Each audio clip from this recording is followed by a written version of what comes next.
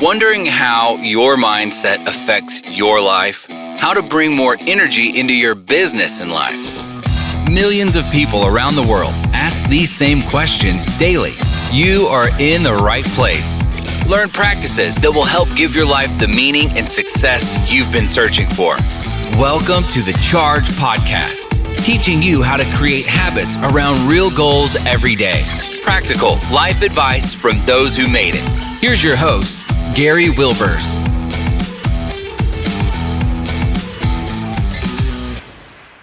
Welcome, Chargers. We're so glad to have you back. Can you believe we're already in the fourth quarter of 2021? Are you making your plans and making your goals successful? That is the key, because remember, this is the Charge Podcast. Create habits around real goals every day. So today I'm excited to share with you a guest. She's Deborah Johnson. She has an MA, and she's not only written multiple books and albums, but hundreds of songs and 3 full-length musicals, and is the producer of the popular podcast, Women at Halftime. Her 5 books have been very well received, and guess what? Tomorrow, she is releasing her 5th book, and she relishes that creative process. Deborah was past president of the National Speakers Association in Los Angeles and has written and produced multiple online courses. She enjoys being outside, traveling with her husband, and also loves spending time with her children and grandchildren. Up for multiple Grammy Awards and spending over 20 years in the entertainment industry, she's built multiple self-driven businesses. Deborah speaks and performs both in live and virtual events, and we are so fortunate to get her today because she's busy with that book launching. But Deborah, welcome to the Charge Podcast. Thank you so much, Gary. It is such a pleasure to be here. I really love these interviews and to be able to meet people pretty much all over the world. So it's great. So yeah, I'm so excited about your topic because at halftime, I think it's so important, and we're going to get in and dive into that. And I shared a little bit in your bio of what you've done some in the past, but share with me what's kind of brought to you your story up to this point in your life. Up to this point, it's really a culmination. And this is what I tell people at mid-career or at halftime. You want to look at all of your experience and all of what you've loved to do all through these years. And I am at where I'm at now of mostly focusing in on speaking and on writing, but I use the music tool, the creative process, to help communicate a really strong message emotionally. And that's, I kind of came to a point where I needed to do that this favorite word everybody's using. Some people hate it now, pivot to where you get where you're at. But really, it's a culmination. And you talk a lot about habits. I love those. So we will talk about those again. But and how important those are. And just little changes, what they can make for your life. Yes. Well, I'm curious with your journey. Have you always been that entrepreneur? Because a lot of times on creatives, they're creative, but maybe they're not really that entrepreneur. So have you always been an entrepreneur, or more of that artist side, and now you're doing more of the entrepreneur side? It's kind of interesting because I kind of looked at that sort of topic, and I think I've been an entrepreneur. Can I pronounce that this morning? Yep. But traveling. Entrepreneur pretty much my whole life, but I never really realized it. I always thought, I just love to produce. I love to create. I've always loved that. But I've always also either sold something or created business with it. I mean, I started teaching a neighbor kid I was the age of 13. So I started teaching her piano because it was much better than watching babysitting the 5 kids next door. Oh, I didn't like to babysit. And then I hated pulling weeds. My parents would give me 50 cents a bucket. And I thought, you know what? I could teach a piano lesson for 50 cents. So I started teaching way back when, how cheap that was. And then their parents started to want to take. So I started developing my teaching business clear from the age of 13. So this sort of business part, it put me through school and all of this. And it was very profitable for me to pay off all of and got me more things and travel and all of that. And I didn't even know what that word meant, entrepreneur. Yeah, I was just creating and writing. My sisters and I sang together. So I did a lot of writing and arranging for us, and everything was by hand back then. Even my graduate mini thesis were all by hand, black fingers. So now we do everything on computer. But that's a great question. I don't know that a lot of people even understand that they're an entrepreneur, creatives especially. Yeah. And that they have that capability. And I think one of the challenges we get into, and really it's at any stage of life that's there, is the challenge of that we face, as a lot of us we're solopreneurs. And that's where we're going it alone. We may have a team, but now we can create a team more virtual than we did before. But you kind of that solopreneur. So what do you think from your side of things? What's some of your challenges that you face as being a solopreneur? I love that word. I use that word a lot because it's kind of a lonely journey, but I'm an introvert. I'm an intentional extrovert. You put me on a stage. I love being on a stage, but I can sit for hours and hours and finish projects, and I don't mind being by myself. I love being by myself. But I think the biggest challenge for me as a solopreneur is to gather the right team around me to help me figure out what to say no to. Because there are so many things as a creative, I have so many ideas all the time, and I'm like writing them down. And actually I feel very fortunate. I do have a spouse, my husband, who I can just bounce stuff off of, and he'll just like look at me like, really? Really? And so that's what the year of COVID did for me, is it helped me just focus on some things I hadn't finished, actually. So I think as that solopreneur, it's very tempting to go all of these different areas, except for you really need some really trusted people around you, not just yes people that will say, what are you thinking? So that's very important. Yeah, I think that's a key. And, it can be so many different ways. It can be, your own board of advisors. There's mastermind groups out there. We're both part of the National Speakers Association. I have a group that I meet with there that we mastermind. So the thing is, you don't have to be alone. That's the big thing we want people to know, is don't go it alone. We're not saying you have to hire a whole bunch of staff. If not, then find others that are doing what you're doing and then connect with them. That becomes really that process makes it so much better. So with this, I'm kind of curious because, of course, there's some of us that feel like we're a very creative individual, and that's definitely you. I feel like I have that creative side too. I've had to work on that, though. I'll be honest, where I've come up with ideas, but then, you have to work a little bit on that implementation side. So how can people find that creative sweet spot, but really maximize it in their lives, even if they don't have a business? So if some of our chargers are not business owners, but how could they still maximize that in their life? Or if they have a business, to maximize it in their business? I think a lot of that, what you mentioned is, having a group around you. I've had a lifetime group for I don't know how many years, and that's in kind of one area of my life, but we also share, as well as spiritual and personal goals, we also share business goals.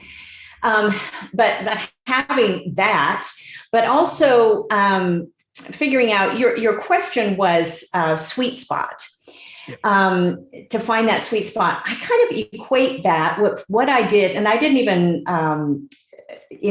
coin that term for me until a little bit later, because I used to do this with private students. I don't do a lot of, private coaching and teaching anymore, but I could find, the moment someone would come and play, and I was teaching voice as well, I could find their sweet spot. I knew what they would do in front of an audience, or what their strength was. There is the 1% of 1% that's going to make it in music. And I have beaten the odds. It's because I play and sing and do a number of things. And that's why you have to do a number of things. And I'm a woman. That was an advantage in that area too. But you find that little area where someone can exceed. And for yourself, you really need to try things.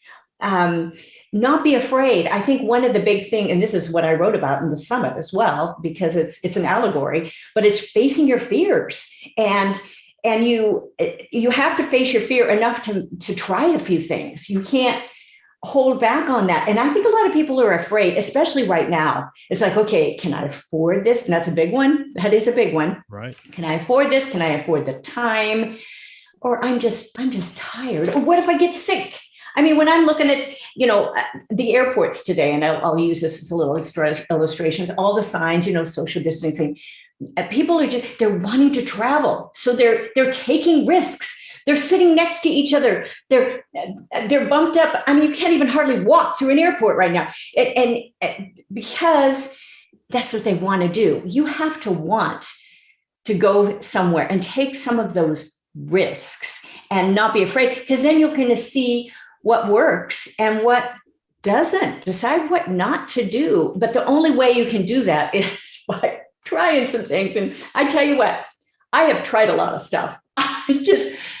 I can give some really funny illustrations, and some of them are in cooking, by the way, but they're really, but it's all relative to what we do in business, because you have to be able to not be afraid to at least try something and say, okay, not a lot lost here. We can keep moving. That's a great question though, Gary, of just facing some of those fears. And I want to encourage everyone, just, get some people around you so you can help you with this courage. Don't live as a victim. Yeah, that's the key, is get those people around you and get those people that will encourage you to try new things and be that encourager to others versus, oh, I don't think that's going to work. Instead, how can you help them really live that dream? And I just always remember the stat. I forget where it came from, but they said they surveyed people that was 80 years old and they're on their deathbed. And what do they regret? Not doing things. And it's kind of that fear, the part that you just shared, really comes into play there. I'm kind of curious, because tomorrow you're launching your 5th book, and it's called The Summit.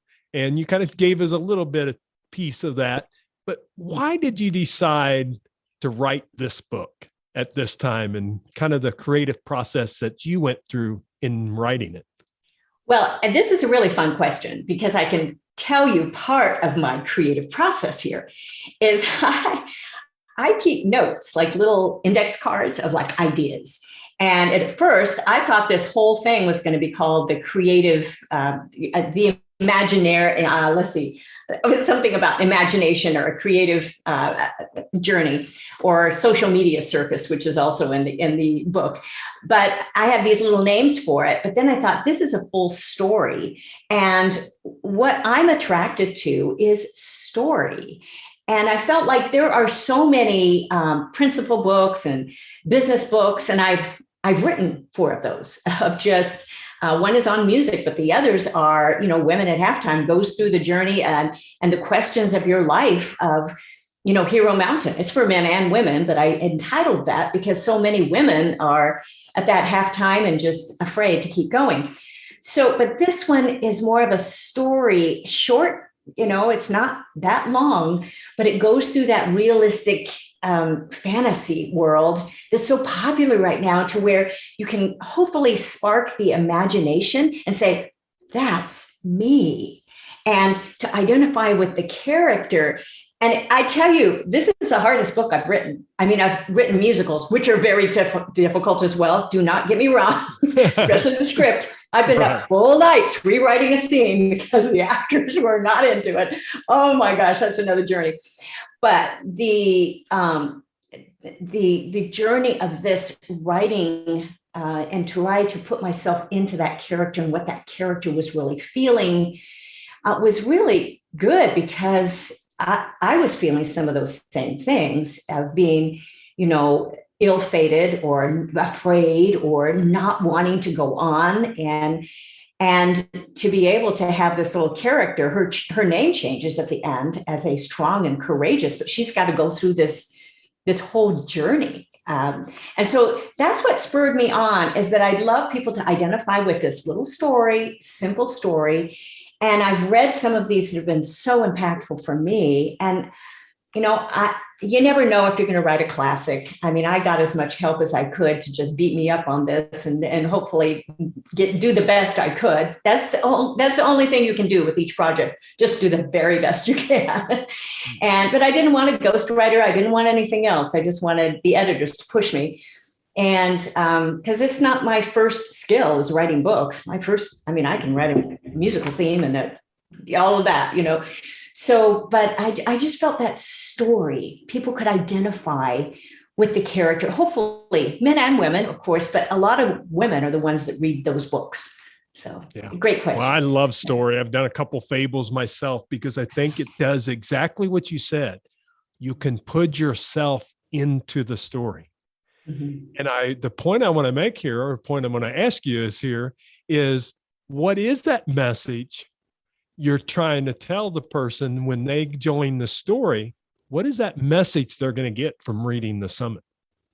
Well, the journey that's if they take that journey along with our character, Mallory, they will end up with that sort of name change to be strong and courageous at the end as well. Because that's the journey of being ill-fated and fearful. Yeah.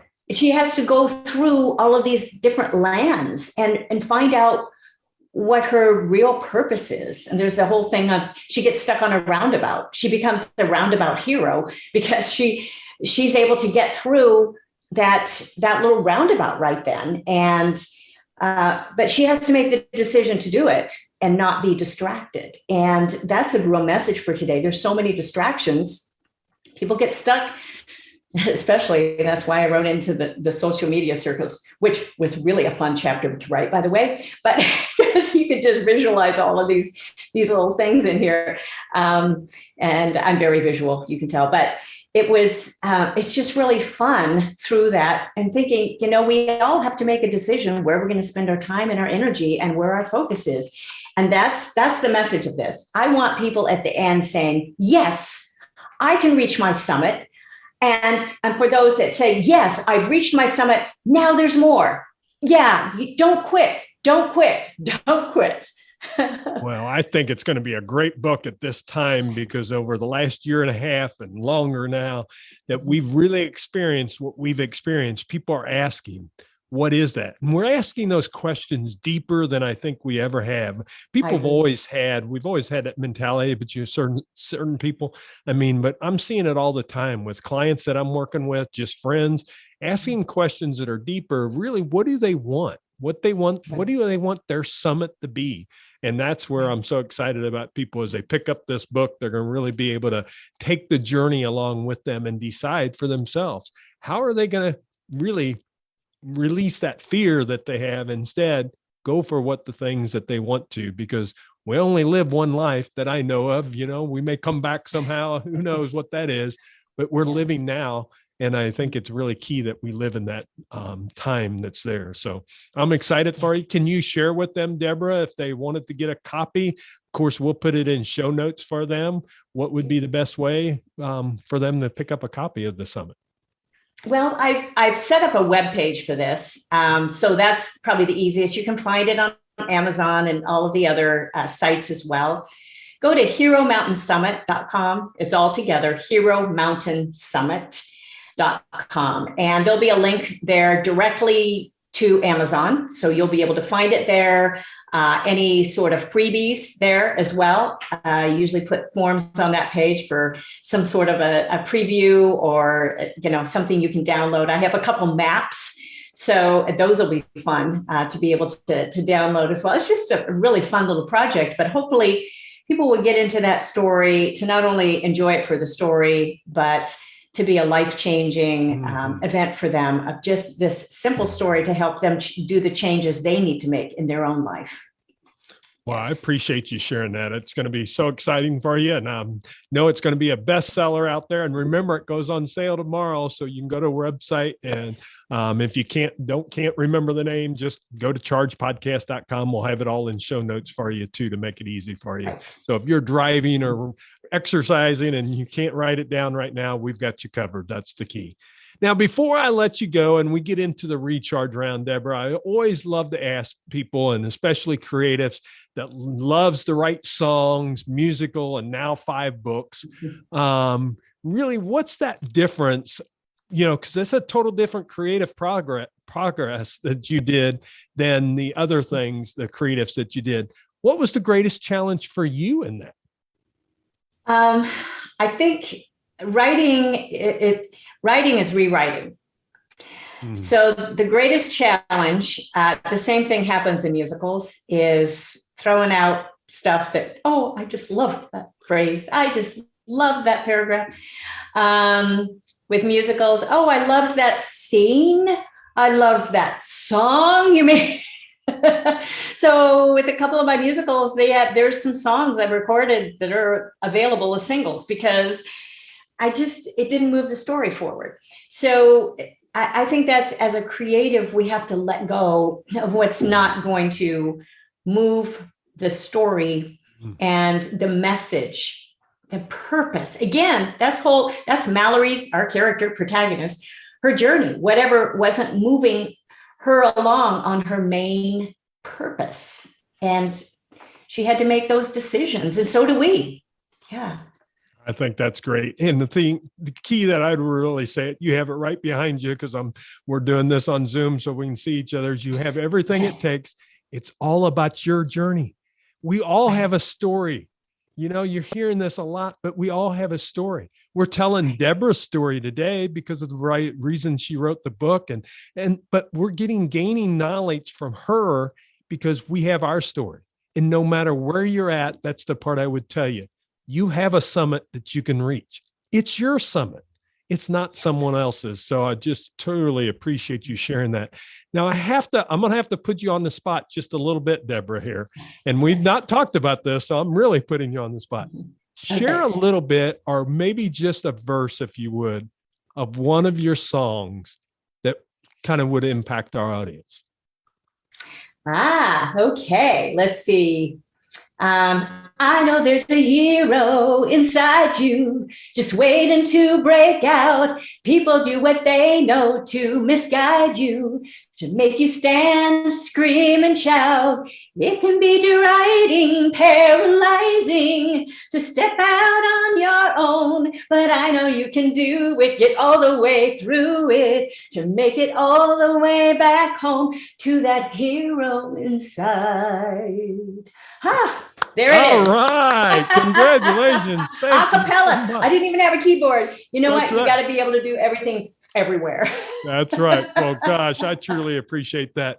And I think it tells the message of what we're trying to tell everyone today. You are the hero inside.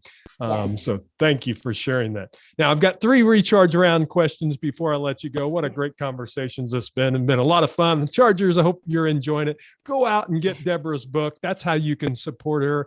And we'll share her websites here in a little bit too, so you can check her out. Because I know we've created some interest now of people saying, we've got to check Deborah Johnson out more. But my first recharge round question for you is, of course, the podcast is named Charge. Create habits around real goals every day. What habit do you think's led to success in your life?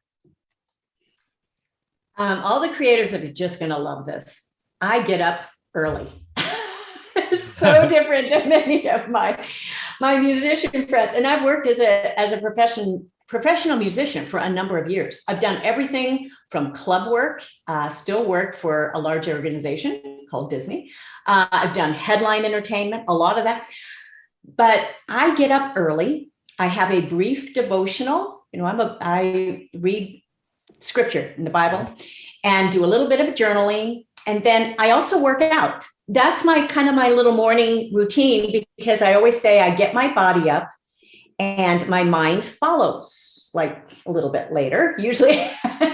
but that sort of habit. And I started doing that when our kids were little. I had 3 sons, well, not 4, 3 sons, 4 and under.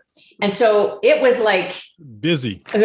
Yeah. Oh my gosh. So I would get up really early and go to the gym and work out. I worked out with my husband that I could slip out to the gym. So I just started getting into that habit. And of course, I was born on a dairy farm. I think I have my dad's genes. I just, you get up early just with the cows. So, but it's been a habit. And that keeps me centered probably more than anything in my life. And I've usually written out a schedule the night before, or my little notes, so I don't have to think too hard. Yeah. And I can just kind of hit my day. Oh, excellent. It's kind of interesting. That's one of the big ones that the majority of our audience talks about is having that morning routine. So Yes. Chargers, I challenge you, if you haven't started it yet, the hardest part is getting up. Just get up when that alarm goes off and then spend 15, 30 minutes. Mine's up to an hour now. You decide what that time frame is, but it makes a big difference. Deborah, I'm not sure if you like going to the spa, but I like acronyms. So I have another one with going to the spa, but it's simple positive actions. What's a simple positive action you do to really help you move forward in your life each day? A simple positive action. I think, part of that was writing those lists, simple positive action of, I have my day planned the night before. My dad always told me, he was a captain in the fire department, and he also built buildings. They always have two jobs, those firemen. But he'd always gather his tools the night before. And he said, if you don't gather your tools the night before, you're going to have workers just waiting, and it's going to waste time and money. So I gather my tools the night before. I write my lists. I make sure, and that sort of little positive action that way, as well as my morning routine. That's all in that positive action. It's kind of linked all together and then I don't have to think so hard. And then I can kind of add to that little list. And everybody's got their own little thing. Whatever works for you, you need to find out what will work for you.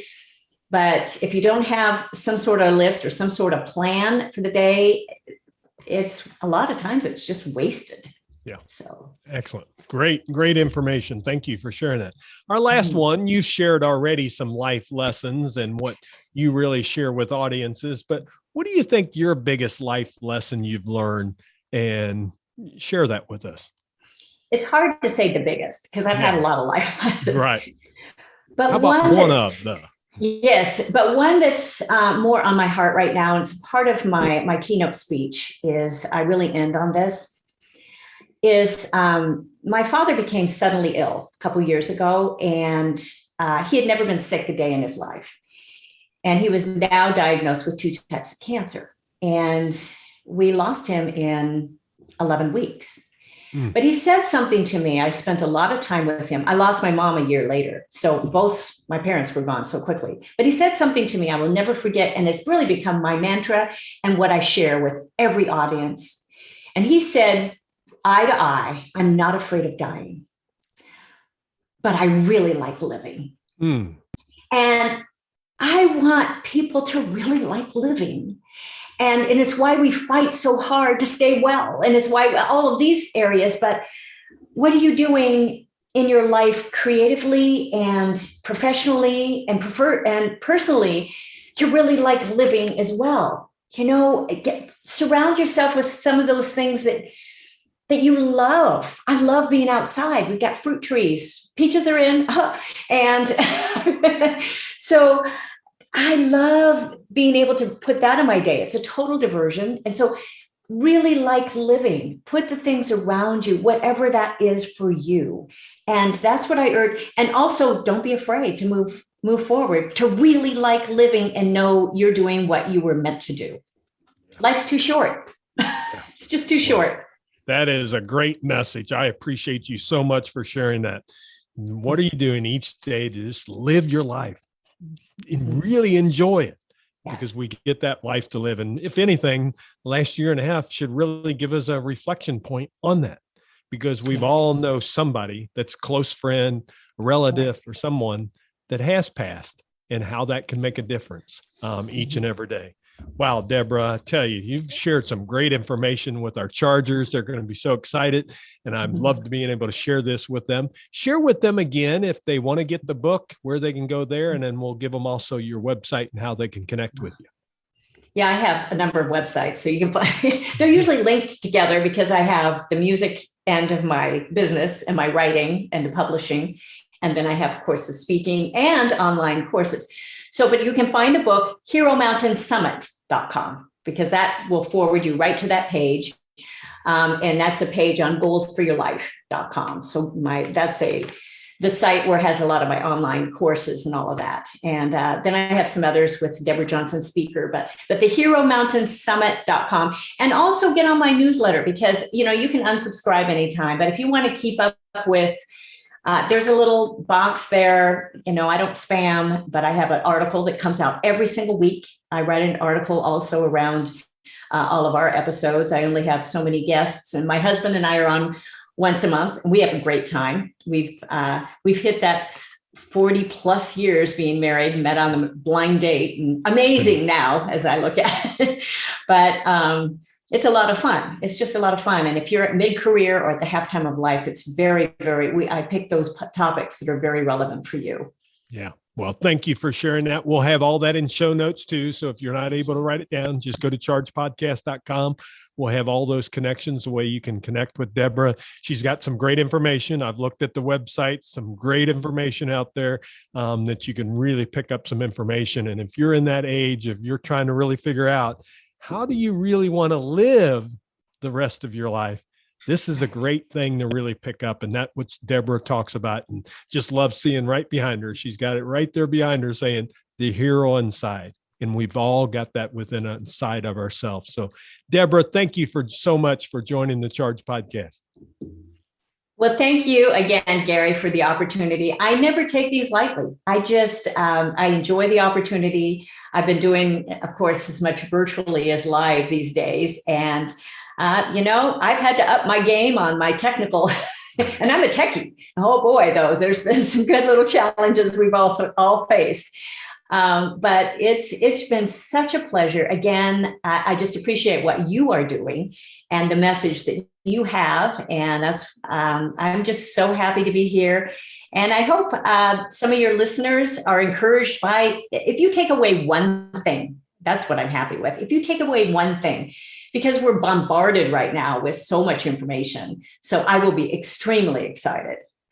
Well, thank you for joining us, Deborah. And Chargers, thank you for joining us. Now, I will tell you, the thing is, Deborah shared some great information. So why don't you share this podcast with a friend? And if you don't know yet, because I only learned this recently, is there's 3 little dots on whatever podcast app that you're doing. You can hit that, and there's a quick, easy share, and you can send it to them a text message, really easy for them, and they can listen right there. So if you want to make it easy for someone, please do that. We really appreciate it. Our podcast keeps growing because you keep letting others know about it. Now, I want to leave you with the thought, and Deborah kind of mentioned this, is I really like living. Think that through in your life. What needs to change for you to make that statement to say, I really like living? That's my challenge to you today, Chargers. Come back next week and we'll have another great guest. And don't forget, Deborah's book goes on sale. So check our show notes or just go to heromountainsummit.com and pick up your copy right away. Talk to you soon, Chargers. Make it a great day.